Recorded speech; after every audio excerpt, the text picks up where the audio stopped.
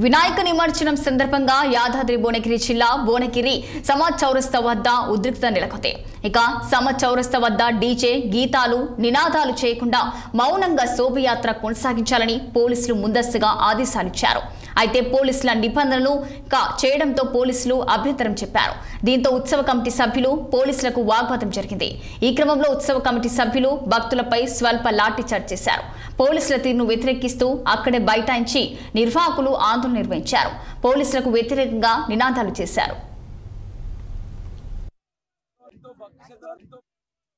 యువకులంతా కూడా 9 నవరాత్రులు గణనాథుని పూజించుకొని భువనగిరిలో ఎంతో ఆధ్యాత్మికంగా పెద్ద చరిత్ర ఉంది.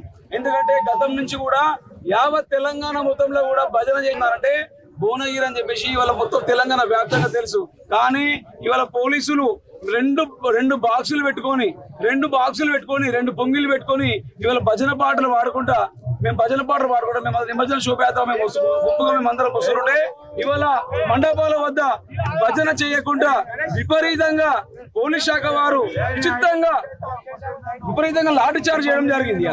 ఎప్పుడైనా కూడా సమ్మర్ చౌరస్తా దగ్గర ఎవరైనా కూడా ప్రతి వినాయకుడు స్వతంత్రంగా అటు దేశం కోసం దేశభక్తి కోసం లేకుంటే మనం ఆధ్యాత్మికంగా ప్రత్యేకంగా కొన్ని పాటలు రాసి ఒక దేశానికి సందేశాన్ని ఇచ్చే చరిత్ర ఈ భువనగిరికి ఉంది. ఈ భువనగిరిలో ప్రత్యేకంగా సమ్మర్ చౌరస్తా నాడు సమ్మర్ చౌరస్తా మీద 9 నవరాత్రులు పూర్తి చేసుకున్నాక నిమజ్జన శోభయాత్ర రోజు ఖచ్చితంగా వాళ్ళు పాడతారు. ఇలా అధికారులకు తెలియక అధికారులకు అనుభవం లేక విచిత్రంగా అడ్డగోలుగా యువకులను లాఠీ చార్జ్ చేసి విచిత్రంగా కొట్టారు. మనకి ఇవాళ హిందువుల పండుగల కనుకనే ఆంక్షలు ఉంటాయి. అదే ముస్లింల పండుగ కంటే ఆంక్షలు ఉంటాయి. ఇవాళ నువ్వు 5 సార్లు ప్రతిరోజు 5 సార్లు కూడా బైక్ పెట్టినా కూడా ఎంత సౌండ్ పొల్యూషన్ ఉన్నా కూడా ఎవరు కూడా పట్టించుకోడు.